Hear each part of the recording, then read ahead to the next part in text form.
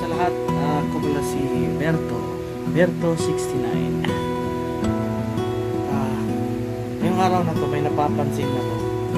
Simula pa lang ngayon ng pangampanya.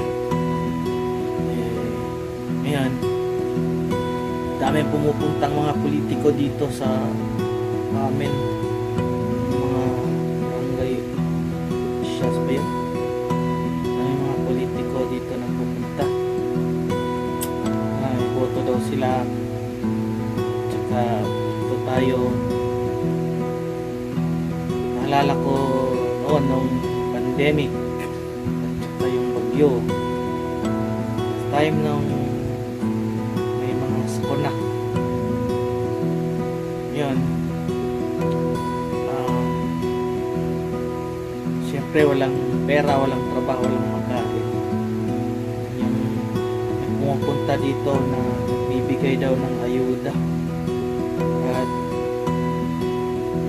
yun nga, bibigay, pero problema pinipili.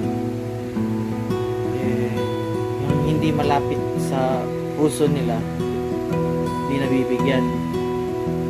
Tapos magtanong ako doon, nandyan ba yung pangalan ko kasali pa sa mabibigyan? Sabi nung namimigay, wala, kasi daw ang asawa ko nasa abroad. Ngayon sila doon na silang trabaho din, walang kakain. So paano kami nun, hindi kami nabigyan. At saka yung parang sakit sa puso at saka masakit isipin na pipiliin lang nila yung bibigyan. So yung asawa nasa sa labas, yung hindi kasi hindi ka bumoto sa amin, ibang grupo ka, doon sa Ovaltine ka. Ang hirap ng sitwasyon pag pandemic. Kung ako sa inyo, kung piliin nyo, huwag yung politikong namumulitika sa panahon ng pandemic at saka mga sakuna, kasi mga walang kwenta yun. Naaalala lang kayo nun pag eleksyon,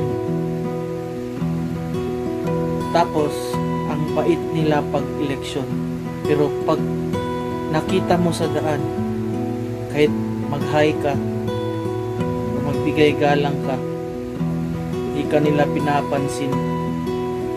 Kaya kung ako sa inyo, kung naalala nyo kung sino sila, tangina nila, huwag nyo silang iboto.